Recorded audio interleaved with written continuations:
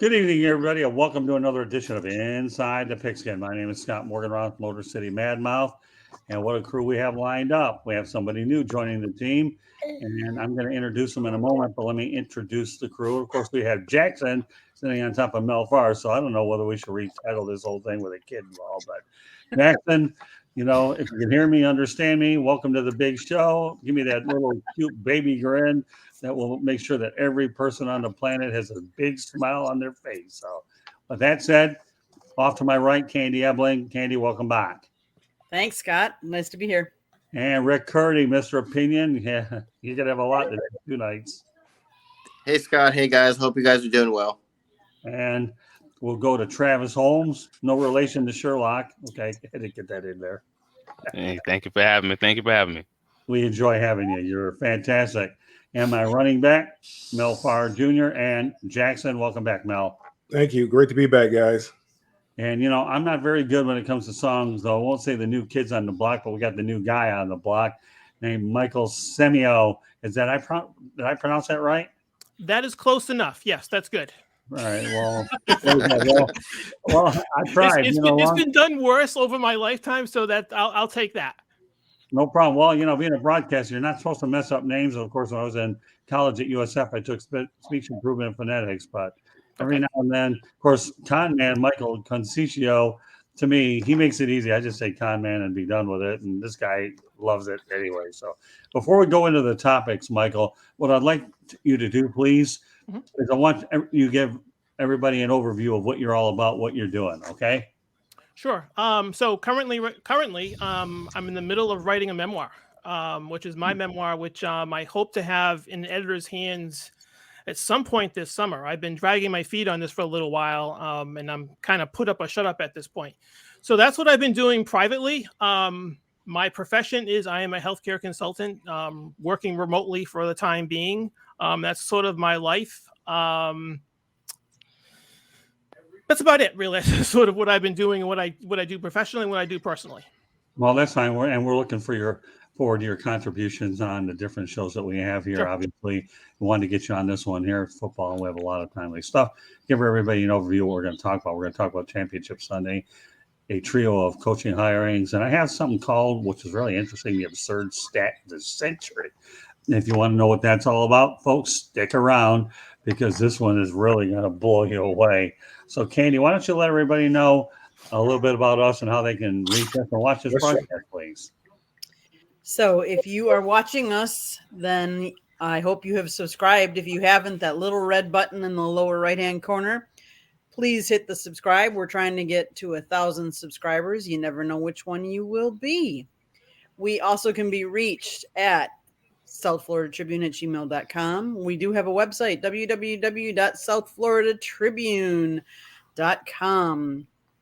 And you can see all kinds of content we have up there. We have all of our shows up there. If you want to listen to us, you can listen to us wherever you get your podcast. Apple, Google, Spotify, all those good places. Scott? All right, Candy, thank you very much. Well, we're going to start it off. Well, we should have started it off. And you know what, Michael? You're going to lead off because you're the new guy here. I want to get some observations about Championship Sunday. Did it go as you expected or as you didn't expect it?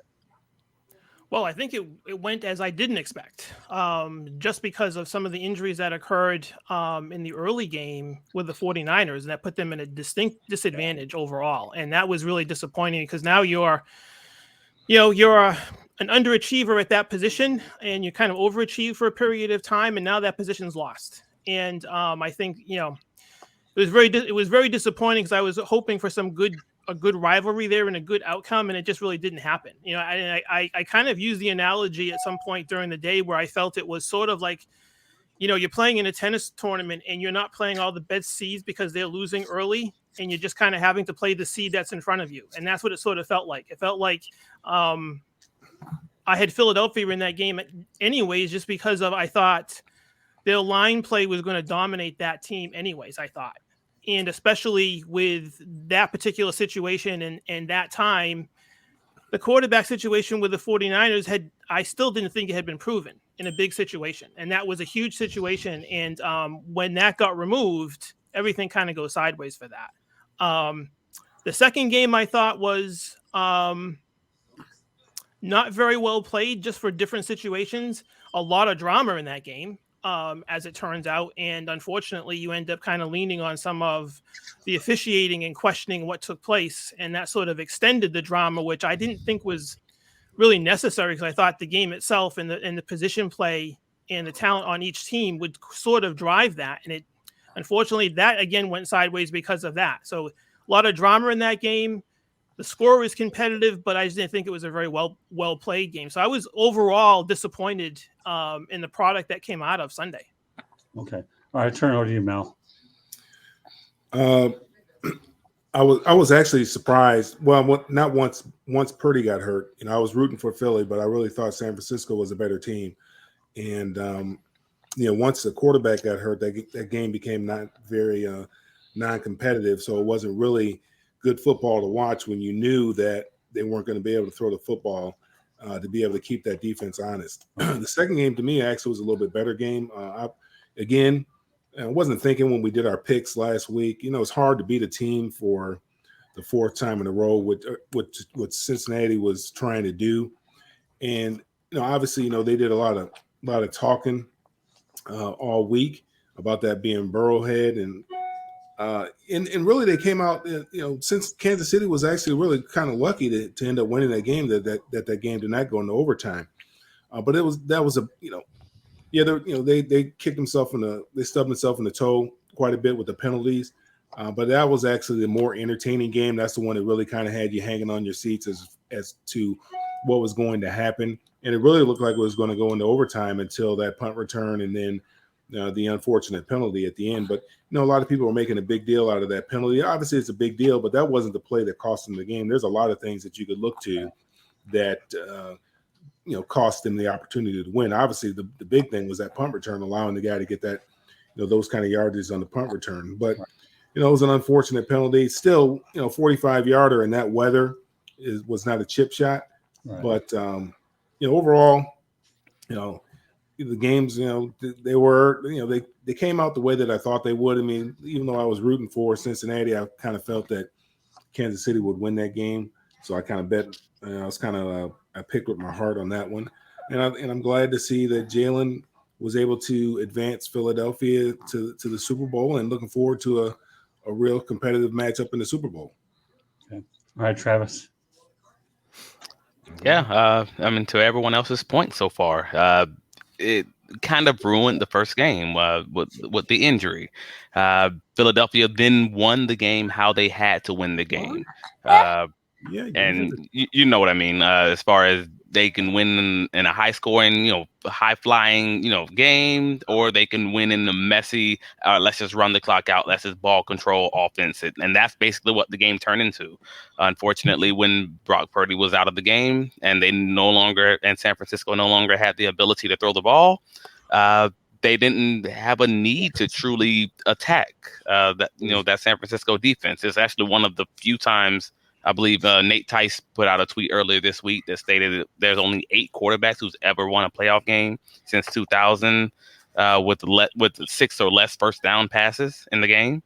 And this was one of them, like Jalen Hurts. Like they knew from the time that Brock is injured, there was no reason. They can literally just run the ball, just play ball control defense, don't make mistakes, and just basically wait till San Francisco screws up.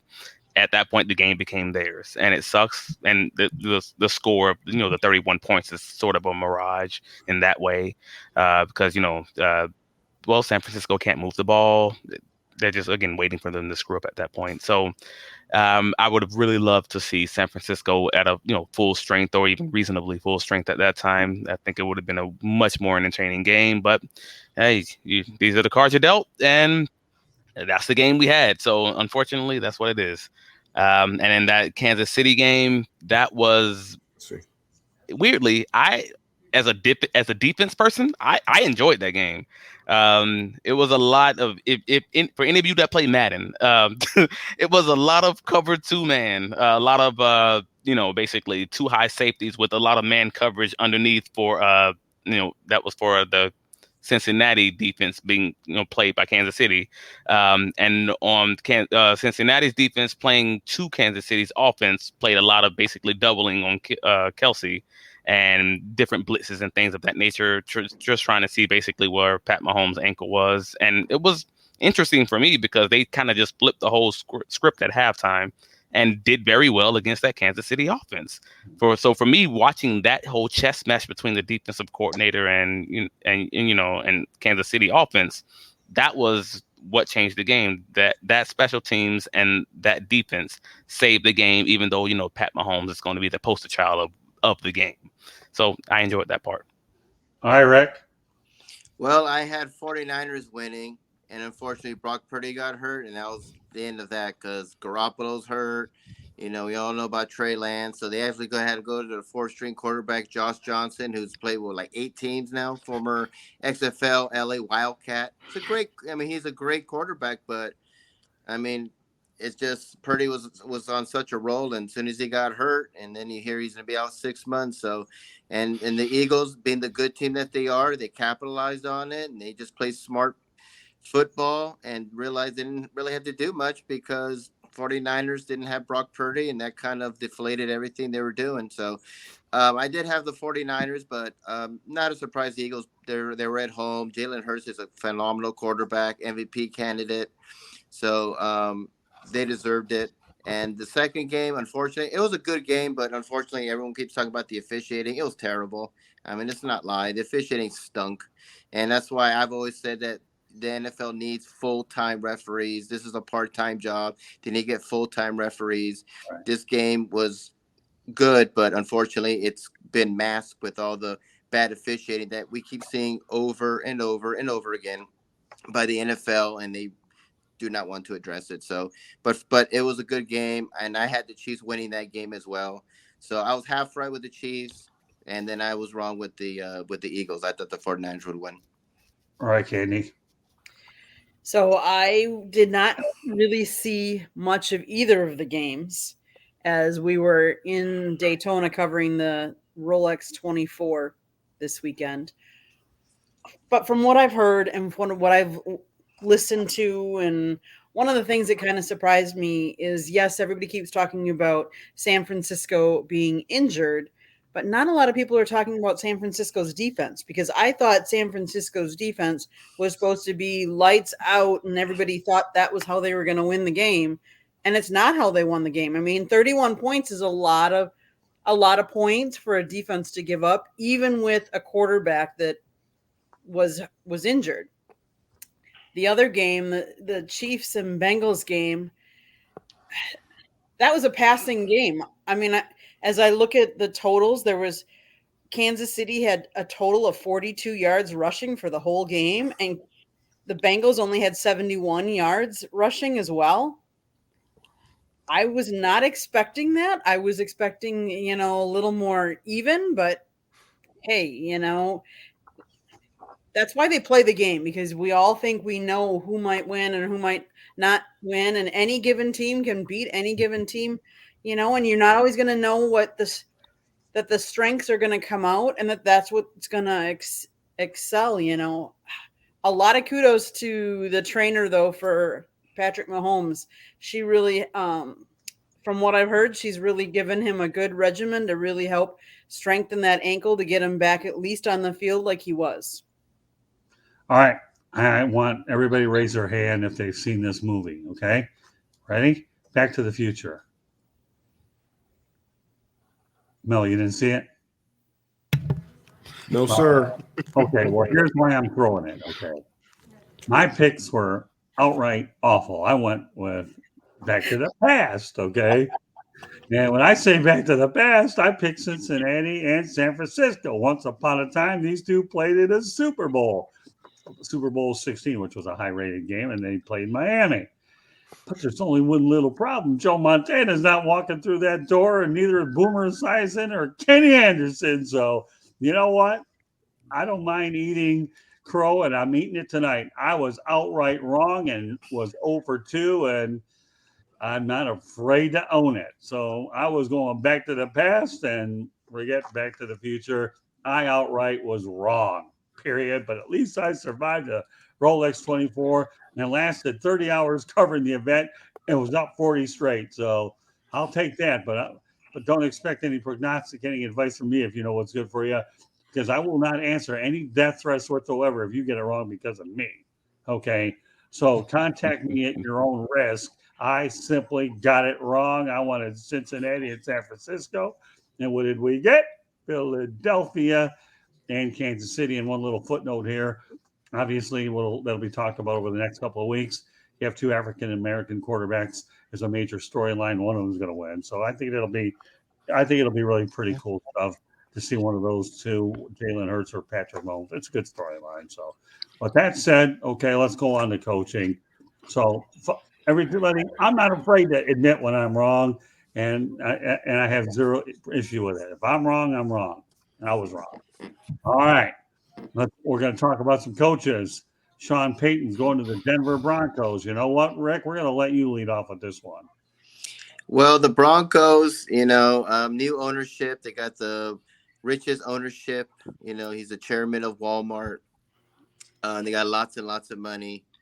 It was a disaster last year. We know that they had to get rid of their coach. And so you always heard Harbaugh. You heard Sean Payton. You heard Quinn. Those were looked like they were the three. I know they were trying to get demecoryans at the last minute, but they eventually got Sean Payton. And they wanted to make a big splash, and they did.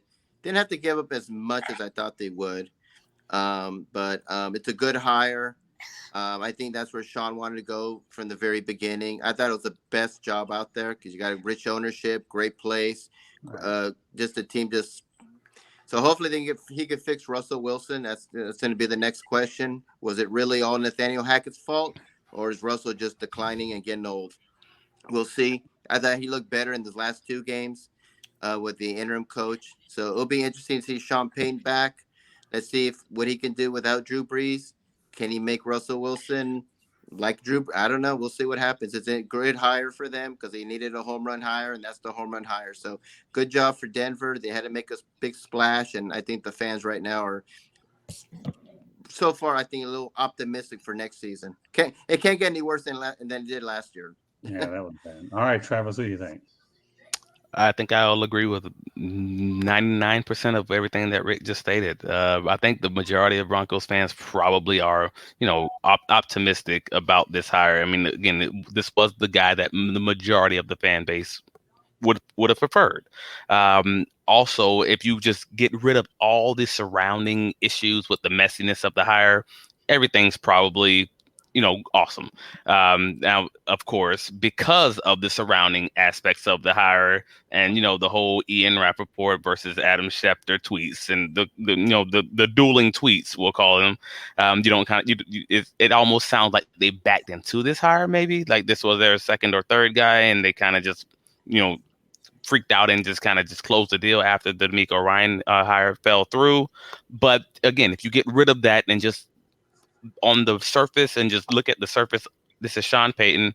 You're giving up a first and a second. It's not that expensive, for a coach that you're expecting to hopefully, fingers crossed, coach for at least, 4-6 years, somewhere in that range.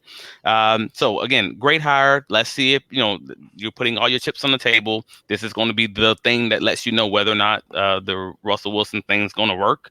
That's pretty much likely going to be his last hurrah. So, fingers crossed that works out with him. And if it does, then everything's great and there's parades in Denver. All right, Candy, I want you to go into the chat room and let everybody know what we got out there. Jeremy Ballrick will be on Thursday's edition of Fire Up Michigan. We didn't do it last night, obviously, because I was a little tired, but so we moved it to this Thursday as well. So, Candy, why don't you go ahead and show and tell? Well, Jeremy said good evening, and then he said Sean Payton was only hired in Denver because Ryans went to the Texans. Ryans was their first choice. Okay, that's what Ian Rappaport says, and Schefter apparently disagrees. So there's who knows which one's right or wrong. Well, nevertheless, it happened. So, all right, Mel, we'll turn it over to you. Yeah, I think it's I don't know if demecoryans. I mean, I heard a lot about that too, about demecoryans being the guy that they targeted. Then I saw he pulled his name out of consideration. I don't necessarily understand. Maybe it was a contract situation, the type of contract they're looking at giving him versus the one he got with the Texans, which, I'm glad he was able to secure a 6-year contract because he's going to need one because, it's going to take him a minute to find a quarterback. They have to find a quarterback. They have no semblance of a quarterback there in Houston. I like it for Russell Wilson. I like it because, I think Sean Payton will be able to get the best out of Russell Wilson and get him back. Everybody's saying, what's wrong with Russell Wilson? Can he fix Russell Wilson? Russell Wilson's not broken. Maybe he needs to have a coming to Jesus meeting and realize that, hey, you're not all of what you think you are. You're a part of this team. You're an integral part of this team, but you are a part of this team. You aren't the team.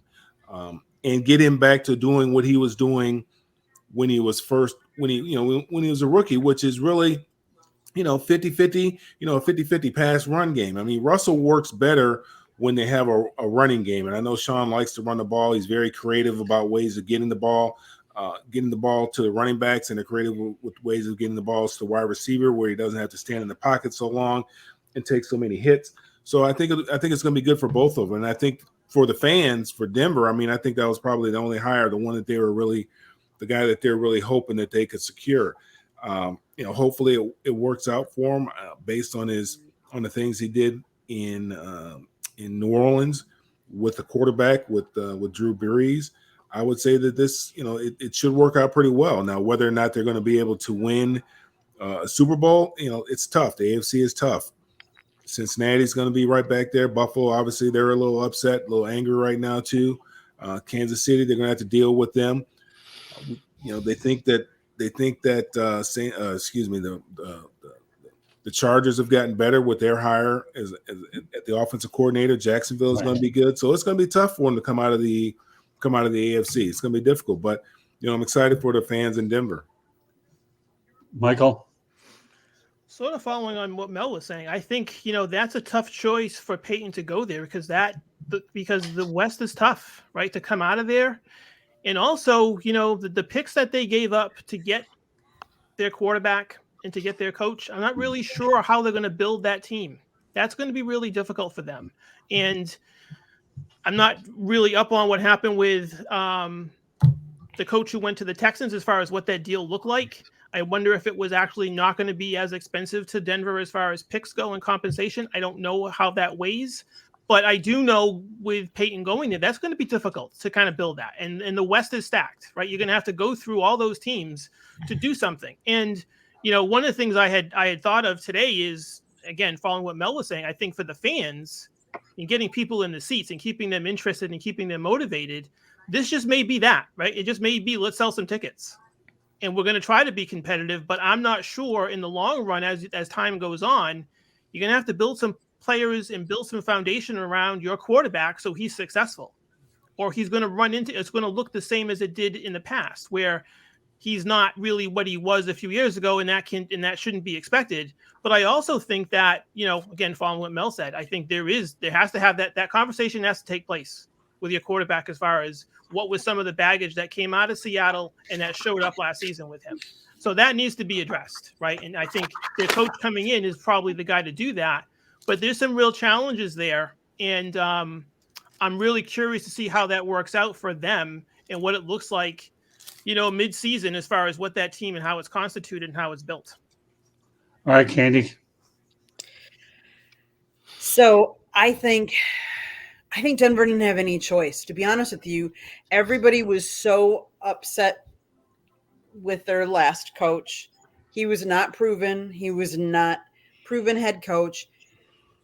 How could you, if you spent that much draft capital bringing in Russell Wilson and having the year that they had, how could you not bring a good offensive coach in that, even if they don't have a lot of the other weapons, can help bring back the offensive side of things, whereas a defensive coach might not have had that same success. I'm not saying Sean Payton's going to automatically have success, but I think a new defensive coach, it would be hard for him to develop that offensive side to really get the best out of Russell Wilson. So I think they really needed to go offensive minded. I really think they needed to go with someone that's proven and been successful because he's done it before. So I think they really needed to do that. I'm glad for Sean Payton, and I'm really glad for Russell Wilson because honestly, I've always liked Russell Wilson. All right, I only have two thoughts on this. I'm trying to keep my comments nowadays, if any can ever, but imagine that. I like to be brief. I like to defer to everybody else. I'm trying. Wow. Truly would make this broadcast. It's simply a point guard. But I will make a couple points. Number one, okay, that the Broncos did not get Jim Harbaugh. They talked to him, and he decided to return to the University of Michigan. There's the offensive coach, Katie, that you were referring to. Item number one. Item number two, okay, the way I look at the Broncos situation, you got Walmart money there, okay? So they will spend a lot of money. If you don't have the draft capital at all, then, Michael, where do you think you're going to go? You're going to go to free agency, right? Because you don't have draft capital, right, Michael? Yep. Yeah, there's really no other place to go. Sure. So you didn't get Harbaugh. I like the Payton hire. And to me, I think it's a hire that, they're spending a great deal of money for this guy. So, he's definitely not a one and done there. I have no details of the contract. I think some of those would come out over the next couple of days. I don't really care for the amounts anyways tonight. But nonetheless, to me, I felt that once Harbaugh took himself out of the picture, I do believe in my mind that Payton was the target. Now, the only variable, and Rick Curdy mentioned this in pre-production, was I wondered whether the Arizona Cardinals were going to be a player in this. I think the problem that you had there, though, Rick, he probably wanted more authority than he was going to get when you bring in a new GM. That's why I don't think that one materialized as much as I can. Now, I will mention this, and I know we're going to probably talk about it tomorrow. The guy I really would like to see with the Cardinals, and this is not even part of what we're talking about, is I'd love to see Brian Flores get another chance. But again, that's something we'll see how it all plays out. And I just wanted to throw my 2 cents on that. So since everybody's talking about demecoryans, okay, let me go over the particulars of this deal as to what I have now, okay? 6-year deal to the Houston Texans. The guy's 38 years old.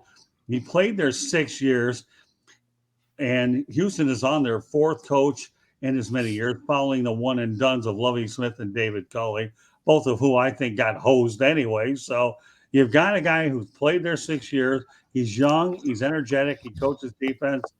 And you know what?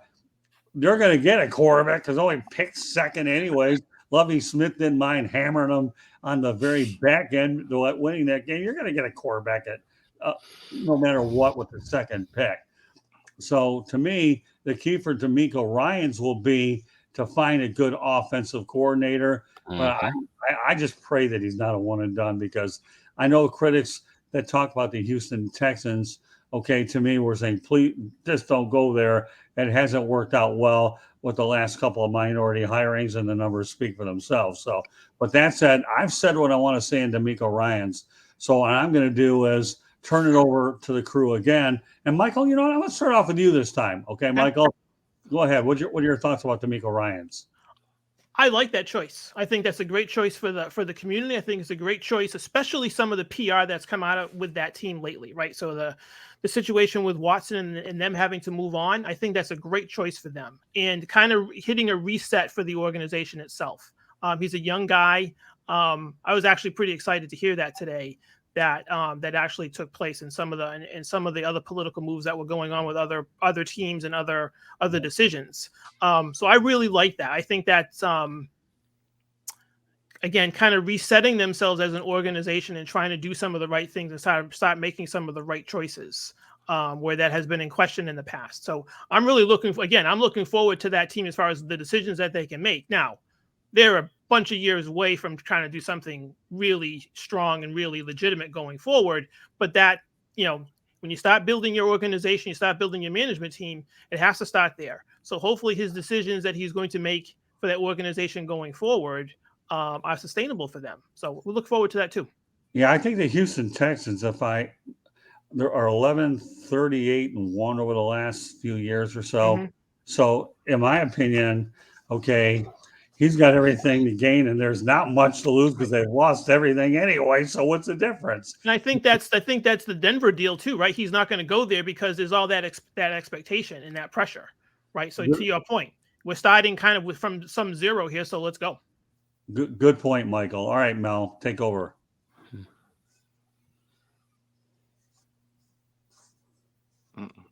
You on mute, Mel? Oh, I'm sorry. I like the hire. Obviously, a young African American getting an opportunity. I'm very pleased with that. He's done a great job up there with that defense. That defense flies around the football. They play hard for him, and obviously, I don't know if there's many people that really were interested in that job, to be honest with you. And it kind of makes sense for him to go there because he did play there, so maybe he has a little better feeling for the organization than maybe some other coaches may have. But I'm happy for him that he's going to get this opportunity. Again, like I said, I'm happy he got a long-term contract. So, if the owner wakes up, 366 days from now and decides, I want to go another direction. Well, he's got to pay this guy at least for 5 years because he's, he committed to him to that long on a contract. But I think they got a lot of work to do there. Obviously, organizationally, they have problems. The owner, he's a little suspect. But that division is a winnable division. When you look at the AFC, it's not as tough as the AFC West. The South is there kind of for the taking. Jacksonville won that division, and I think they were 9-8, maybe 9-8. So that division is a division that that they can compete in right away, as long as they take care of that quarterback position, spend a little bit of money on free agency to kind of shore up some of the holes that they may have. And that they play defense the way that San Francisco played. So, I think it's a good hire. Gives a young man an opportunity, and I think he'll do great things with it. Yeah, simply put, he's just one of their own. So I think that when you have a young, aspiring coach that's one of your own, that really gives you a lot to work with. You know what, Candy? Before I turn it over to Travis, I want you to post Jeremy's comment about the Arizona job. This one really intrigues me. And actually, what I'm going to do is you post it, and then after everybody else completes the demecoryans thing, we're going to address this one. This is interesting. So, but that said, Travis, I know you're waiting patiently about demecoryans. Your wait is over. What do you think? As a Jaguar fan, I hate the hire. If I were a Texans fan, yeah, I might be a little bit happy about it. But because again, I think I do believe he is a good coach, but I also know he's not a dumb individual, right? He made a very smart decision and struck while the iron was hot. You had the whole conversations between Denver and Houston, and he negotiated against each other and got the best deal for himself. A 6-year deal, more than likely guaranteed or with a really, really ridiculous buyout. And based on everything that, to Michael's point earlier, based on kind of everything that's going on surrounding the team with all the different minority hires, the fact that they're like the prime example in the Flores case, as far as the treatment of minority coaches and all of that baggage included, it made it a great looking decision, even if only for PR purposes. Again, one of their own who just so happens to be a minority, who also has a 6-year contract, like all the packaging and the bow wrapping it together. It became a really good fit for all parties. All of that to say, there's nothing stopping them from firing the guy in 2 years, but he made a really good decision in getting that 6-year contract. And he maybe even learned from the whole Byron Leftwich situation last year, because now you don't even see Byron involved in any of these coaching hires. All it takes is one bad year the next year, and you never know what's going to happen. So, good job on him. Excellent points, Travis. And I'm glad that you brought up the Byron Leftwich situation. I really, really am, because when the iron was hot and he had a chance to get the job, unfortunately, look where he is a year later. So that's all I'm going to say about it. Rick? Well, I'm happy for Ryans. He's a great defensive coach. Did great things there. My thing is, I just hope he's given an opportunity, because Houston just, for some reason, they like to fire coaches in their first year. And for some reason, they happen to be African-American coaches. So I hope he has a tremendous buyout, which I'm sure he does. I'm sure he has a smart agent. He's a smart guy. So it's like, you committed me for 6 years, I'll be here for 6 years. So I hope he gets the opportunity. They are going to get a quarterback. I believe they'll probably get Bryce Young out of Alabama, so that he can be their franchise quarterback. And just give him time. I give him like 3 years, and I think he could turn it around if he gets an opportunity. This owner, I don't know what is up with him. He's an idiot. I mean, why do you hire coaches and fire them after 1 year? And all those, I don't care how much money you have. I don't care. All those buyouts, and for 4 or 5 years they sit on their behinds and you have to pay them. That's not smart. I don't care if he got the money. It's just not smart. Right. So I hope he's given the opportunity, but I worry cautiously because this owner is an idiot. Andy?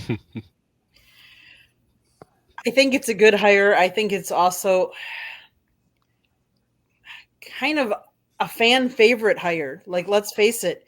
He started there. He was drafted there. He played there.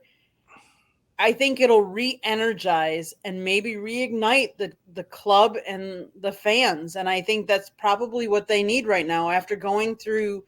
I mean, let's face it. Any one team that's gone, what you said, 13, 38, and 1, their fans must be demoralized almost, like, and all you do is you hire a coach and you fire him, you hire a coach, you fire him, you hire a coach, you fire him. You're never going to develop a team that way. And you're one and out. I mean, you're almost sounding, you're not one and done as good one and done. Like, you talk about college basketball, one and done. That's because all these good players move on. These aren't good, or at least they're not sticking with it. You're going to have some years where you have to develop the team since you're kind of starting from scratch. You got to give them time. So I'm glad to see that they gave him some time. I just hope they honestly do give him some time and they just don't one and done him like they did the last 3. All right, I'm going to address Jeremy's situation, even though I had planned to talk about, but I think it's just too good not to talk about. So I'll put it on our screen here so that people can see it. I don't need an extensive comment from everybody. I just want to get a basic idea. Okay, Rick, what do you think of Eric Bieniemy going to Arizona? He should be given a head coaching opportunity. I have no idea what's going on, why teams are not hiring them. You see inexperienced ones like Nathaniel Hackett and other offensive coordinators who have no experience. Sirianni, look at what he's done with the Eagles. He's in the Super Bowl. And then you see Bieniemy, and I mean, they're one of the top offenses. You got Patrick Mahomes, who's the best quarterback in the NFL. And for some reason, I don't know what's going on with why he's not getting his head coaching job. I would love to get an opportunity. I just want it to be the right opportunity. I don't want him just to get a head coaching job because it's a head coaching job. If it's the right opportunity where he can win, I'm all for it. Arizona, they're another franchise. Ownership's bad. They got a new GM. The quarterback, let's face it, he's a child. So if it's a good opportunity for Bieniemy and he could do good there, I'm all rooting for him because I do want him to be a head coach. But if he doesn't, hey, come to Carolina. We need an offensive coordinator. Okay, well, we'll see how that plays out. All right, Trevor, your opinion on Bieniemy in Arizona. Would that be a good fit in your eyes?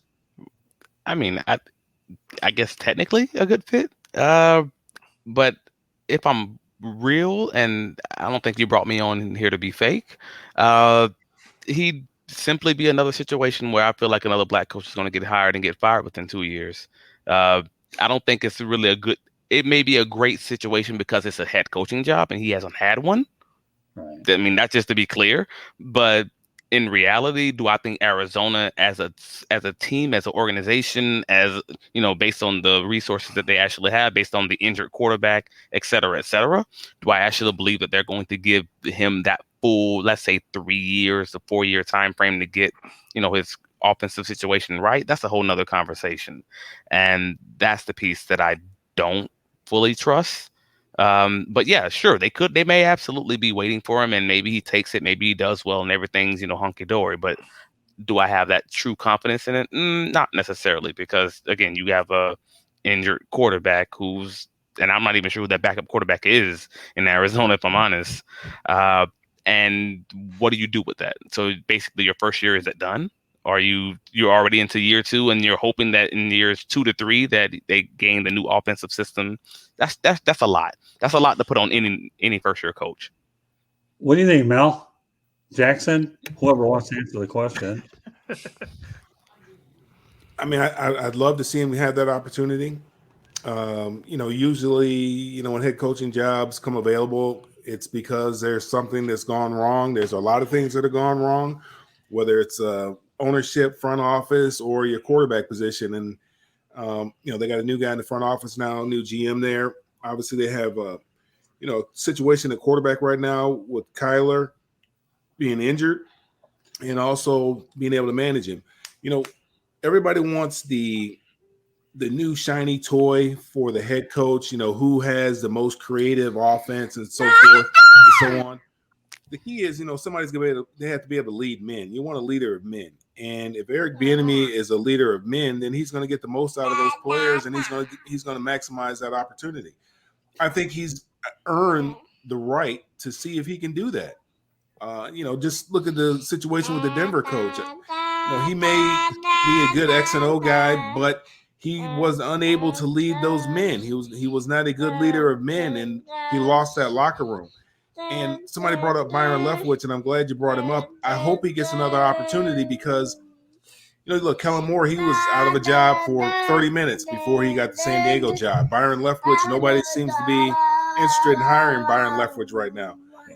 I think, I hope he gets an opportunity with the Texans. I hope he gets an opportunity somewhere as offensive coordinator, because he was really handicapped, if you think about it, in Tampa Bay as far as what he was able to do and how creative he was able to be with Tampa Bay in that offense. I mean, there's only so much you can do with Tom Brady because of his lack of mobility and the fact that he doesn't really want to hang in the pocket and take a hit.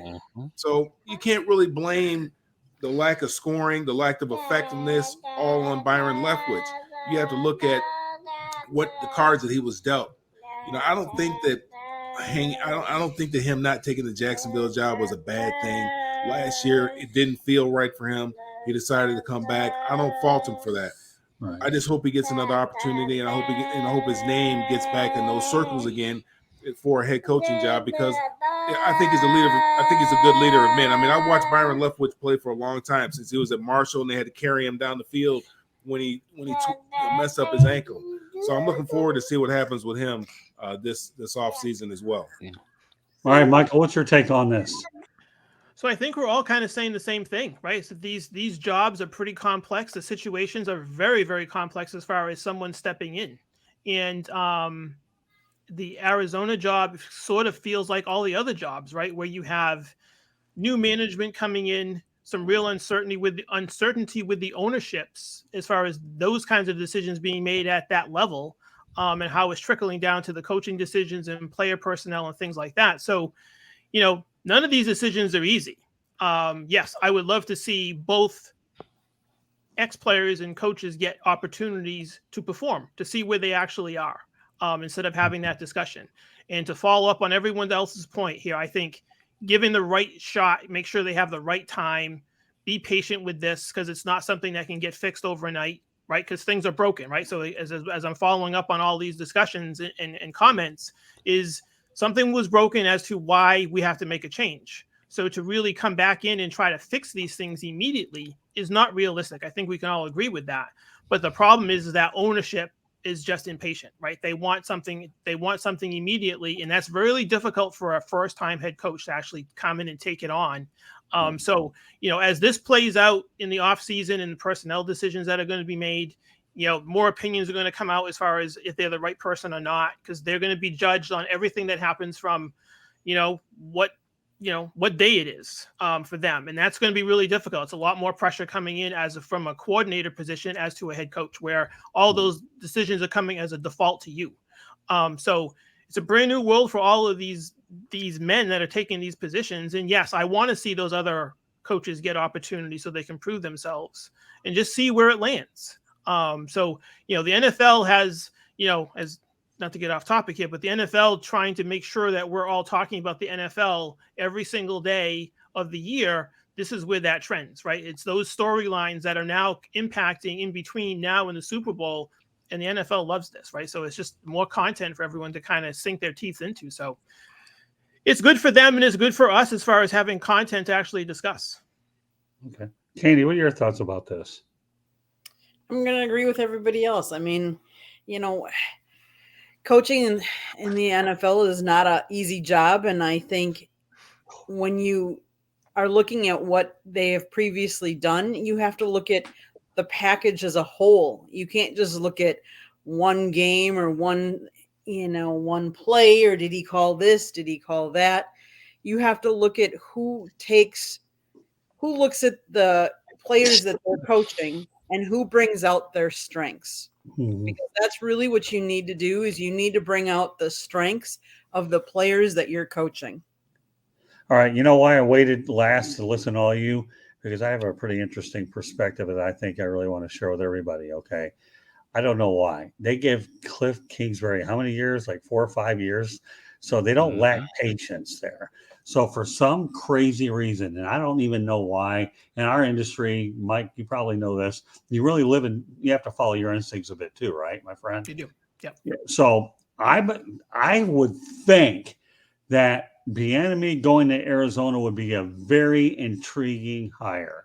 And you know what? I'm just saying, I think it's an intriguing hire. Okay. I think he gets 3 or 4 years. And the fact that he's had success with Andy Reid the last several years, if there's ever a better time for him to get hired with Arizona, this is it. And the Arizona Cardinals want to make sure that, obviously we don't know where the Florida situation is going to go, but I think they'd like to shake that reputation that the Steve Wilkes situation was a bad move by trying to correct it with a situation that could be a little bit better, because that was, unfortunately, to me, a bad look for them. It really does. But I think Eric Bieniemy is ready for a head coaching job. And you know what? Right now, when you look at where they're at, I do believe, unless they regress, and there isn't much to regress there, that to me, I think it's a great potential hire if they consider bringing Bieniemy to Arizona. I really like it. I'm intrigued. I think it'll go longer, more similar you think. And Jeremy, I want to thank you for bringing it up, because I think that's a really intriguing topic. So with that said, we're going to go ahead over to Rick Curdy's neck of the woods, and we're going to give you first word on this one. Frank Reich going to the Carolina Panthers. Rick, I know you've been on this horn for a while. Go ahead and take it. Well, I've been for months been saying I would love Steve Wilkes to be retained, and I still wanted Steve Wilkes to be retained. He did a great job. He's from Charlotte. That team was a disaster under Matt Rule, and he didn't care. He was just waiting for this next college gig. So he pretty much had given up. And Steve Wilkes rallied everybody. The fans were leaving. He brought the fans back. And it's just unfortunate, like in Arizona, just they want to go a different direction. However, I said that if they do replace him, and I was looking at that, he's probably not going to come back because they were doing second interviews with everybody, that when I heard Frank Reich's name up there, I was intrigued. I said, Frank Reich, huh? And then when they hired him, I didn't realize this. He was the first Carolina Panther quarterback in history. He was the first one to throw a touchdown for their franchise. He lives his daughter lives in Charlotte. He actually was an assistant at Wingate University, which is like an hour away. So he has ties here. And I like Frank Reich. I think he's a good coach. He did a good job in Indianapolis the last 2 years they had Carson Wentz and they had Matt Ryan, and they have a very bizarre owner over there, to say the least. So, but his time there, it had to go. I'm glad he's here. I miss Steve Wilkes. I hope he gets another opportunity somewhere. I heard that he's might be interviewing for the 49ers defensive coordinator job. That would be intriguing. But overall, I think it's a very good hire. And I think maybe Tepper got this one right. You just got to give him time. I think they will. We'll see who he hires as his coordinators, if he's going to do his own play calling. So people here were upset because they really wanted Steve Wilkes. But as time has gone by, they really do like Frank Reich because he's a good man. He's very respected in the league. And so here we're optimistic, but we're crossing our fingers, and hopefully the Panthers can straighten it out because last 4 or 5 years have not been very good. Let me add a little footnote to what you're saying, Rick, and I'm going to turn it over to Travis next, okay? That this is the first offensive coach that the Panthers have had. I believe the last 5 were all defensive hires, if I remember right. So, so I think they had to go offensive. Yeah, I do believe that Steve Wilkes, if Frank Reich wasn't there, should have been hired permanently. But when you have a guy like Frank Reich out there, you have to jump on it. And I applaud the hire. So you got your comment in, I got mine. And I do believe that Steve Wilkes will be fine. He only improved his stock by going 6-6. And, he'll never go back to Arizona because of the way that washed. I think that would be a real wide thing. No, that'll never happen. But no. The fact of the matter is the Panthers have hired 5 defensive coaches. They bring in an offensive mind and a good one. But Steve Wilkes only improved his stock. And to me, it was either Wilkes or Reich. And I like that. All right, Travis. Yeah, go ahead, Rick. Right. No, the last thing I want to say is they want to also develop a quarterback because it doesn't look like Darnold's coming back. So they'll probably get that quarterback from Kentucky. And so Reich is a former quarterback, and that's what Tepper wants to do. He wants to get the next Patrick Mahomes there who could be there for the next 10 years and win championships. Excellent points, Rick. All right, Travis, go ahead. Yeah, and to your point, both Scott and Rick, Frank Reich is a quarterback guy. I got to see a lot of him close up. Obviously, he's in the same conference as my Jaguars. So, and he was never that coach that was good enough to win, the AFC South. They were always second fired.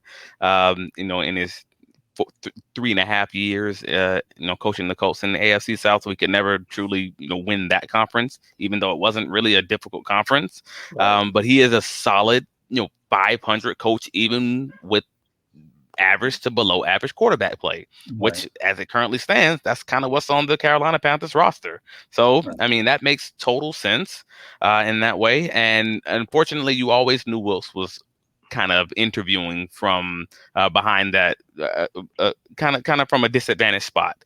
Unfortunately, he wasn't that guy who's going to, mold your quarterback into the quarterback of the future. He wasn't that guy that was extra aggressive as far as his play call, as far as his coaching and play calling and things of that nature.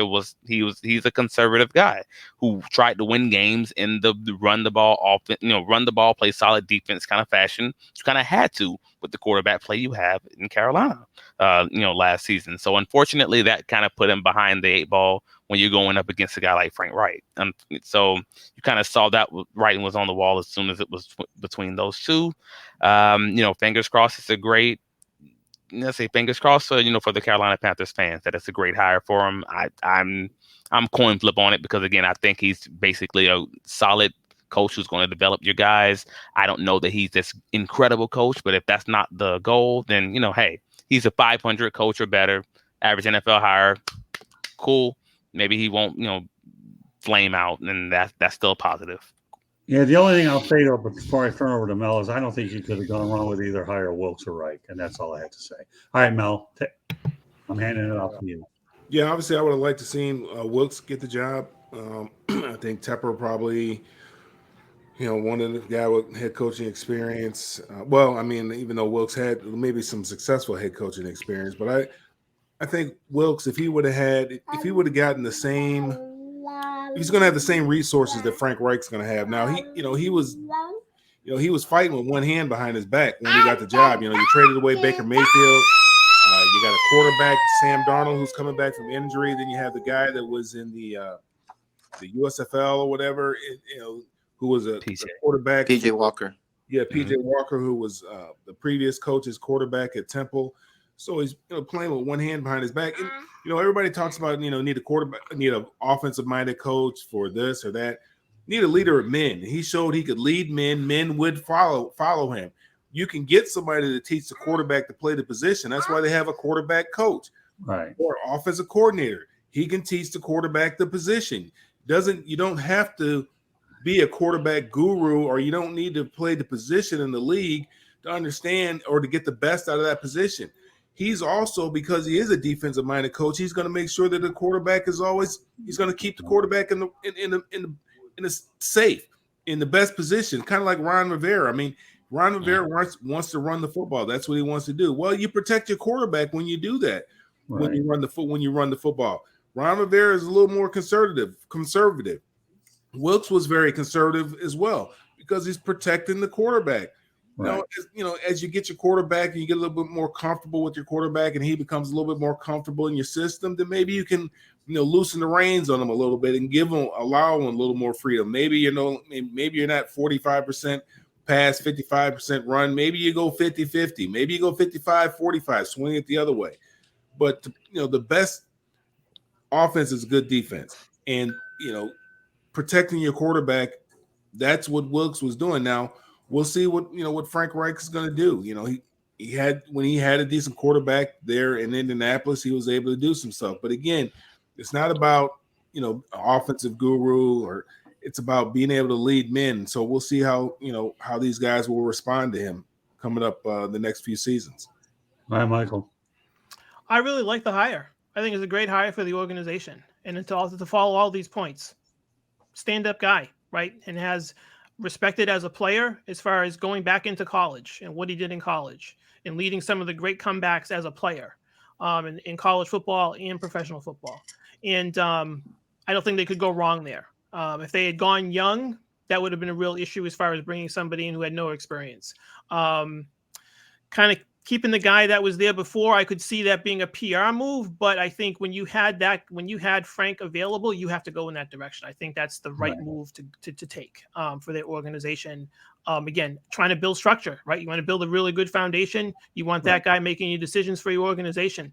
That seems to be pretty simple to me. That wasn't a big mystery as when that happened. When I saw he was available, when all these discussions were taking place, you kind of saw that coming. And that's good for him because, yes, he had a tough time with the Colts. That organization has been problematic for a while, from ownership down, and some of the decisions that were made, and dealing with retreads as far as in the quarterback position. That's really hard to deal with. So I do think going forward for them, that's a great foundation build for them. And I think for the fan base, yeah, I'd be excited too. Got a great guy coming in, lots of experience. And that's the right step for them. And now they got to go find a quarterback and start developing the rest of the team around that, and see where they go. Yeah, things went downhill with the Colts when Andrew Luck retired. That was unfortunate, but they did. So, all right, Candy, you get the last word on this one. Of course, right after what you just said, I was just going to say that, Reich, he took over at Indy, and his first year he had Luck. Luck then retired.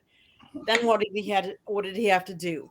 He's had to work with the young, the old, the pocket passer, the guy who moves. I think he's had a lot of experience with all those different quarterbacks. So I think this is a very good hire because I think he'll go out and no matter who they get as quarterback, he'll be able to help them and work with them. And so I think it was a good hire. All right. Now, listen, we're going to lighten this thing up a little bit. Everybody has done an incredible job with everything I've thrown at you. So this is a point in the show. Before we get to parting shots, I'm going to give you a very absurd statistic, okay? And when I mean absurd, you guys are going to know it is really absurd in the eyes of Chris Berman. No, I don't know how to do it either. I never got into the business of imitating people, but this one I had no choice but to do a Chris Berman situation. All right. The absurd start of the century. Guess what? We're starting with Michael. All right. We get him to crack at it. His first act, then we're going to have some fun. Then we do parting shots after that. And this absurd stat of the century involves Tim Tebow, who has a career playoff passer rating of 90.0, and Tom Brady 89.8 passer rating. If that isn't absurd, then I don't know what the word means, Michael. Tim Tebow and Tom Brady in the same sentence for that? All right, Michael. So, I knew you were going to react like that. Yeah, it's kind of, I sort of know where that stat comes from with Tebow, and I obviously, from Massachusetts and Brady being in the backyard over here, know about those stats. But Tebow's stat is really narrow as far as his experience, right? So that's that one season and when Denver beats the Steelers, correct? No, correct. So it's that season where, it's actually that period of time, which is very, very summarized for him and it's condensed. So yeah, it's sort of those odd throws for him, those in-between throws and that one big throw in the playoffs for him. So yeah, it's about as absurd as trying to get Tim to continue to play, right? So in that whole situation with him, as far as perpetuating that ability and trying to find out, is he really truly an NFL quarterback? And it turns out he's not. And that's why I brought it on here, because I wanted to lighten things up. And now Michael's already figuring me out after what show. And guess what, Michael? Okay, you're coming back on with Cardi tomorrow night. So you're going to find out that I can do a lot of crazy things, and you're going to be a quick learner. All right, Mel, what do you think of this absurd stat? I don't believe it, to be honest with you. I don't know where it came from. I find it very difficult to believe that he has that they're in the same stratosphere as far as passer rating is concerned. I don't believe it. And I've always liked, I like Tim Tebow as a person, even as a player. I think there was a place for him in the league, because of the kind of guy that he was. I just think that you had to, adapt an offense that was going to work with Tim Tebow instead of trying to prove to everybody how smart you are and say, hey, I can, get Tim Tebow to run my offense when he was there in Denver. But, everybody's doing what he was doing at Florida, the zone read, all that's what they're doing now. I think there was a place for him in the league at that position, just because he was a winner and he was a leader of men. But I still, that statistic, I find that very difficult to believe. I really need to see where that came from. Well, you know what? I'll screenshot it for you, because I don't mind divulging my sources. Well, a few times I go on Instagram and so find some interesting nuggets, and I found it there. But I'll be more than happy to text it to you. That way you can validate that I'm not making this stuff up. I don't believe in fake news. I'll always say one thing about Tim Tebow before I turn it over to Travis, because he's a Jacksonville guy here anyways, and I get there too. Once upon a time, and I went to my buddy Dan Edwards and wrote a story on this thing too. If Tim Tebow had any sense at all, you don't take New York and you let Rex Ryan sell you, okay? He should have been traded to Jacksonville, where he would have gotten a fair opportunity. He should have, but he didn't. Okay, he took the Big Apple over his hometown. I'm just saying, Travis, you're going to get your moment. And Dan actually kind of agreed with me. Now, I know you didn't really, I don't know if you worked with Dan before, Travis, but Dan, when we talked about it privately, hey, if nothing else, he would have put people in the stands there to begin with. He would have been a gate and he had an opportunity if he would have taken it. It didn't happen. I'm only saying it. But that said, Travis, you can disagree with me from here all the way to Egypt for all I care, and I'll be thinking about the pyramids when I get hammered with your comments. Go ahead. Well, again, I'm a Jacksonville fanatic in every way and shape and form, and that's a problem, because I like Tim Tebow as a person. I don't like Tim Tebow as a football player. Let me rephrase. I don't like him as an NFL quarterback. Right. There are sometimes you can see things that just happen in a rookie year, and you're like, I don't think that's going to materialize in his second year, when more teams have an offseason to look at what's happening on the field. You could see it. You see it with a lot of the rookie quarterbacks and a lot of the quarterbacks coming off the bench with the quote unquote hot hand. It happens all the time in NFL, but for whatever reason, we get into this whole hot hand mentality, and we all start believing in momentum and all these things that technically they exist, but they're not real. And I say all that to say Tim Tebow was incredible that season. He really was, and I will acknowledge that. The greatness of Tom Brady is the fact that he's been that guy his entire career, and not just one season. And even when he has a bad year, he's coming back even better than that, throwing different things and throwing different routes than he was previously throwing. I mean, this is a guy who's literally got rid of out routes in the Tampa Bay Buccaneers offense from the opposite hash. They don't even run it anymore. And he's still being that quarterback, that plus 90%, 90 QBR quarterback. That's the amazing part out of this that I walk away with. Tim Tebow, yes, if he would have been traded to Jacksonville, he would have been given a fair shot. The unfortunate part about that would have been to the detriment of the Jacksonville Jaguars. I didn't say that it was going to be a good result. All I'm saying, Travis, it was going to be a fair shot. Don't sit here and think him out there saying he was going to go out there and win him a division title, because you're right, Travis. Right. Okay, you are right. He would have gotten a fair shot to play quarterback instead of Rex Ryan going out there and having him on the Wildcat behind Mark Sanchez. And unfortunately, because he is like the football Mother Teresa, it's kind of hard to have real conversations surrounding the actual football and the athletics. And that's the piece that's always a little messy with Tim Tebow. Because it's like, hey, if we're not talking about Tim Tebow, if we're just talking about someone else, anyone else, are we even having this conversation about someone having a fair shot? For the most part, no. We generally don't, for most other people. So I want to keep it consistent. Hey, Tim, love you, dog. Enjoy your time, making money for all these other organizations and doing all these wonderful things in life. However, I will say, don't mess with my Jaguars. We got Trevor Lawrence. We're doing good. Well, you are now. I mean, we all know you and I saw Trevor Lawrence there, Travis. We know what a home run he is. And unfortunately, the problem that Tebow's going to have to live with, even though Josh McDaniels is there and he gave him a fair shot in New England, he's going to go down as a bust because he was a first-round pick that didn't pan out. But that'll be for another thing. All right, Rick. Well, yeah, we have some weird statistics all the time. It happens. Brady's been doing this for 20-some years, where Tebow did this maybe 2 years. So so it's a little skewed, but it is an interesting.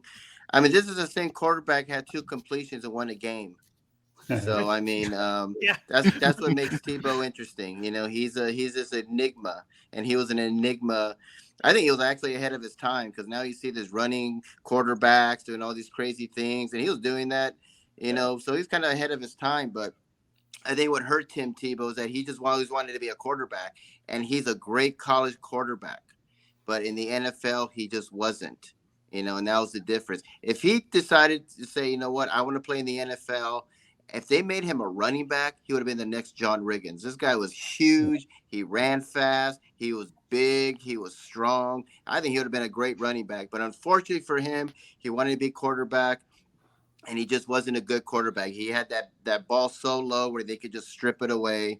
He had that great game. I mean, Dick LeBeau, phenomenal defensive coordinator for the Steelers, and he beat him and the Steelers. That was impressive for him. So that's a thumbs up in his resume. But all the rest, New York, he was sort of like a sideshow, and I think in Jacksonville he would have been a sideshow. He would have been someone just to put butts in the seats and here, get your Tim Tebow t-shirts and blah blah blah. But he would have been kind of a sideshow to me. So interesting statistic there. But I'll give it to Tom Brady on this one. Yeah, well, I'll add one thing before I turn over to Candy. Number one, Tim Tebow, if he really wanted to play quarterback, he should have gone to Canada there.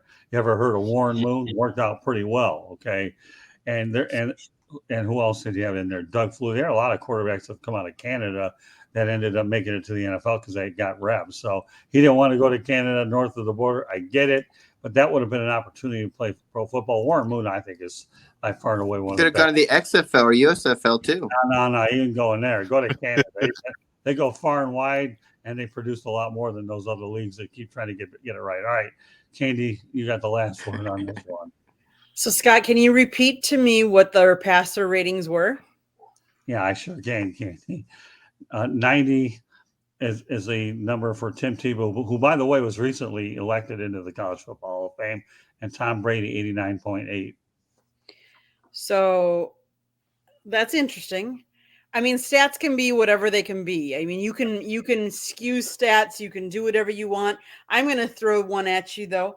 Can you tell me who has the highest playoff passer rating in the NFL history with at least 50 throws? I don't know. Why don't you brought it up? Tony Eason. Then Jeff Hostetler. Then third on the list is Brock Purdy. Patrick Mahomes is fifth. Bart Starr. Matt Ryan is above Aaron Rodgers. Matthew Stafford.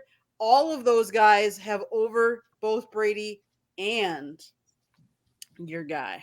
Well, so we have our crack statistician, Candy, does it again. All right. With that said, we're going to leave it on that note because everybody looks forward to this thing. And Michael, you're going to find out what this is really all about.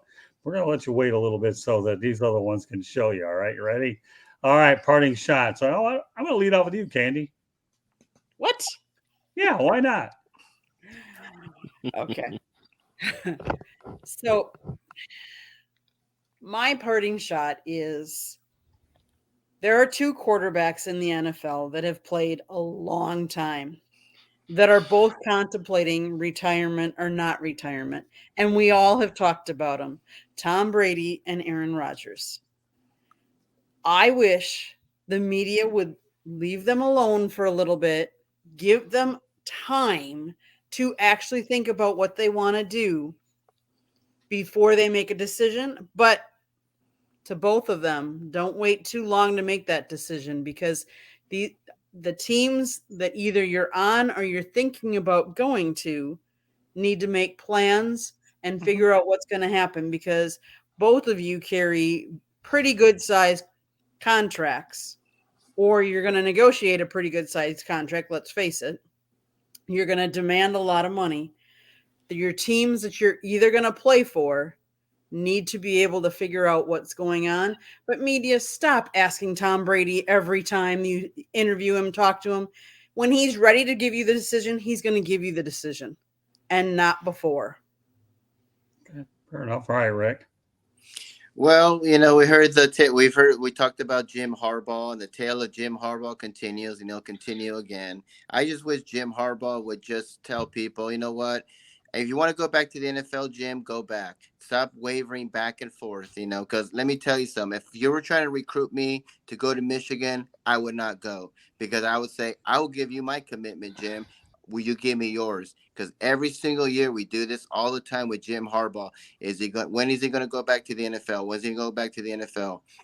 If he was serious about Michigan, he wouldn't have taken these opportunities with the Broncos and do all these interviews. And guess what? He'll do it again next year, and the year after, and the year after. So, Jim, do everyone a favor in Michigan. If you want to stay in Michigan, stay in Michigan. If you want to go back to the NFL, go back to the NFL. Don't contact David Tepper begging him you want to be the next Panther head coach. It's not fair to the university. It's not fair to the students. That's the only thing I have to say about this transfer portal, is that when a coach leaves and he can leave scot and free, but these poor kids got to stay there for 3 or 4 years, it's not fair. So this transfer portal and that exception is a good idea. So, Jim, do us all a favor. If you want to go back, go back. If you don't, just stay in Michigan. I'm just tired of this carousel of him saying one thing and doing the other. So just do us a favor, stay or go to the NFL. Okay, Travis. My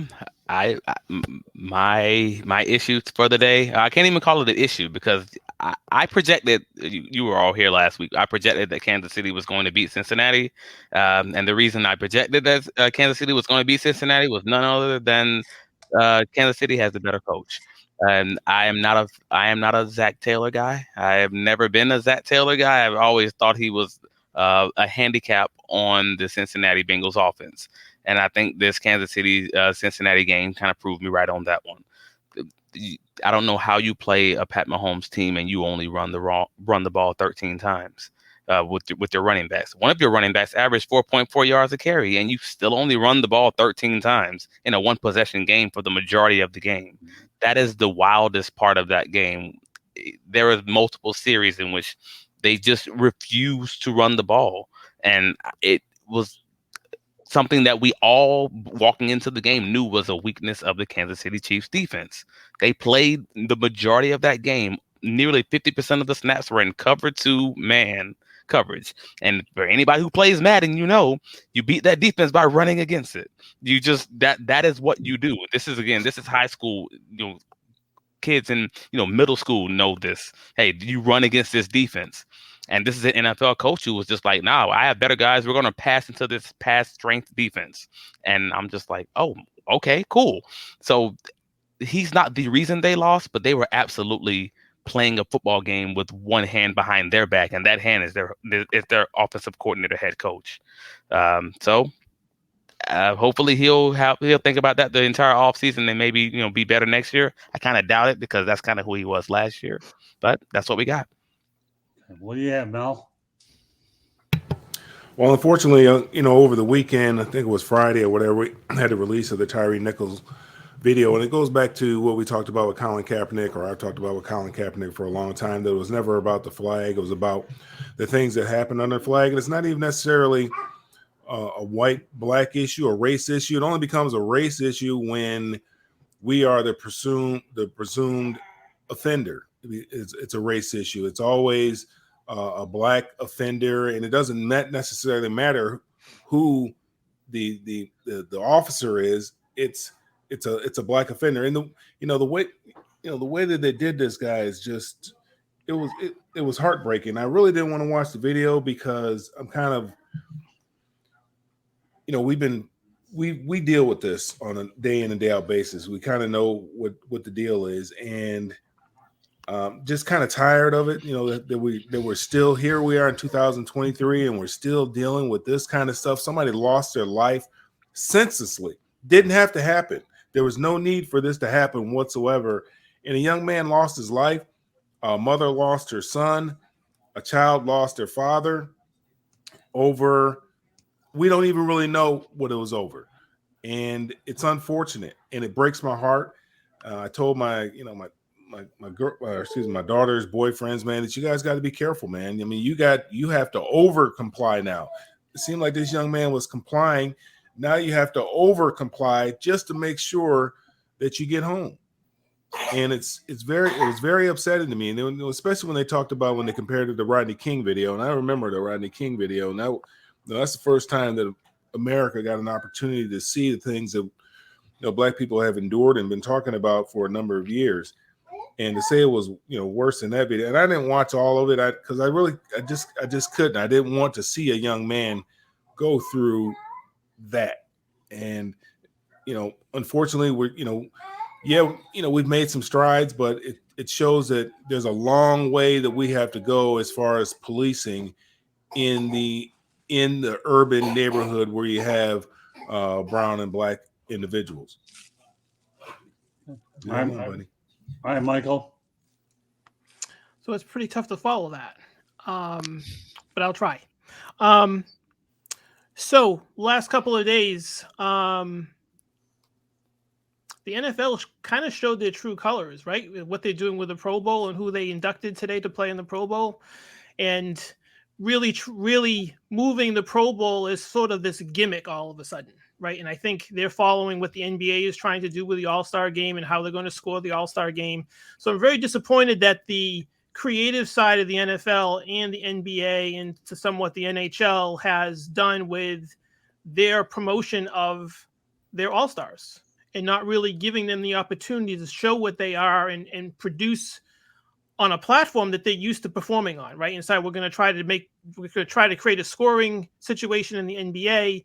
We put this other quarterback in the Pro Bowl today who, if you didn't follow football, you're like, who is this and where did he come from and how does he get here, right? So we're creating gimmicks, and that's disappointing from all the leagues. And that, as someone who follows all this stuff pretty closely, I would have expected more, and I hope for more down the line. Pretty good. All right, I have a couple. All right, first of all, make the first one easy. The LA Chargers named Kellen Moore. Everybody alluded to that offensive coordinator. I think, simply put, this is a desperate hire for Brandon Staley to keep his head coaching job. I'm anxious to see how this turns out. I think it's the last move that Brandon Staley can't get it figured out. He's gone. So I've seen he'll be on his third year. Okay, then we'll see where it goes. So Brandon, you better hope this one works out, or the Chargers will have an opening on their coaching staff. But here's another one that actually hits me a little bit closer to home. Okay. Jerry Green will not be attending the Super Bowl for the first time. He's the only person left that has gone every single Super Bowl. He's 94 years of age. He's a very good friend of mine. I've known him for a lot of years, covering Metro Detroit. I worked for the Detroit Monitor for a lot of years, and we're really good friends. And I actually had the opportunity to cover 4 Super Bowls with him. So, Jerry, I hope you really enjoy your retirement. To me, when you have a 56-year streak covering Super Bowls, that to me is truly fantastic. And the amazing part about it is a 56-year streak. The number 56 is golden because we all know that Joe DiMaggio had a 56-game hitting streak. So all I can tell you, Jerry, enjoy the Super Bowl on TV. And I know that you're definitely going to be missed out in Glendale, Arizona. And God bless, Jerry. I'm just proud that I know you. I really do. Your friendship to me is surreal. All right. With that said, I just want to make a quick programming note, and then we'll get us out of here. We are actually going to be Fire Up will return next Tuesday at 8 o'clock. We had it at 7 o'clock. I wasn't really happy with where the numbers were going with it, but I want to bring it to 8 o'clock, and that will reappear next Tuesday night. George Eichhorn and I will be hosting the show, and we'll see where it goes. So, it's just a programming note. I feel the show has a lot of potential, and I'll kind of leave it at that and give you more details as we get closer to doing it as well. So, all right, with that said, I'm going to let everybody go ahead and tell where you can find you. Michael, lead it off. I'm everywhere: Instagram, Twitter, Facebook, LinkedIn. My tagline is just msemio12. You can find me on all those platforms. Please reach out. Love to connect and love to kind of build my network as I go forward. Very good. All right, Mel. Yeah, you can find me on all the social media at Melfar Jr., Facebook, Twitter, Instagram, LinkedIn. Find out what we have going on down here in Atlanta and also up in Michigan for the youth at melfar.org. Everybody. All right, Travis. You can find me on Facebook, Instagram, Twitter, Travis D. Holmes, or on Twitter, Trav Likes Bacon, because again, I am that one vegan who also just happens to love bacon. Don't ask me how it works. Don't judge me. You can find me at A7BN Sports and the student of the game. Well, you've been a good student of these broadcasts because you're doing them really, really well. Good stuff, Travis, week in and week out. All right, Rick, you know the drill. You can find me at my website, www.charlottebats.com. Please go on there, sign a petition. We're trying to bring Major League Baseball to Charlotte, North Carolina. I'm also on Facebook at Charlotte MLB, Charlotte Bats Baseball. I'm on Instagram at Charlotte Bats, on Twitter, Charlotte Bats Baseball. And you can contact me on my email at cltbatsbaseball@gmail.com. And I'm also on LinkedIn under Rick Curdy. All right, Candy, why don't you give everybody our information? So every other Tuesday, you can catch me on Chicks and Salsa on the Sideline Sports Network. Otherwise, you can catch me here on Inside the Pigskin. We have numerous different shows. If you see that red subscribe button in the lower right corner, please hit subscribe. We were trying to get to 1,000. We have all kinds of different shows, from baseball to football to Fire Up to No Limits. Watch for it. Go to our YouTube channel. You can see some interviews that we had this weekend when we were covering the Rolex 24 at Daytona. You can look at our website, www.southfloridatribune.com. You can email us at southfloridatribune@gmail.com. You can look for Scott on Twitter at Tribune South. You can catch our broadcasts if you're looking for the podcast version, on Apple, Google, Spotify, or wherever you get your podcast. Okay, turn it back over to you, Scott. Did I miss anything? Well, you mentioned iHeartRadio if you feel like it. Okay, iHeartRadio too. That's all right. Well, hey, the major ones. There are a lot of other ones out there that are pretty good. These are 4 main ones. So, with that said, you know what, Michael, I'm going to take a page out of, pardon the internet. We're going to, I believe it's actually, what do you call it? Oh, God, around the horn. You and Rick Curdy get to take about a 23-hour break before we do this again tomorrow night on the Sports Exchange. Hey, I got to throw that in there. Come on. Hey, Curdy and Michael, I mean, good first act, Mr. Michael. Okay. And we're looking forward to having you on as a regular contributor for as long as you want to be. So that concludes this edition of Inside the Pigskin. My name is Scott Morganroth. Thank you for joining us tonight. Want to send our special thanks to Candy, Rick, Michael Semio, good first act. Okay. Melfar Jr., as always. And Travis Holmes gets better and better with every show. Bacon or no bacon, it is what it is. You just make sure that he gives you the information straight on the plate. Oh, how do you like that? Straight on the plate. Yeah, and I don't know where that one came from. I can't even wonder where did that one come from. All right, well, don't worry about it. Straight on the plate. And when I write my one-liners book, who knows if I'll remember to put that one in there, if I ever do. So with that said, thank you very much for joining us, and we look forward to seeing y'all on the Sports Exchange tomorrow. Good night, everybody, from Inside the Pigskin. Good night. See you later.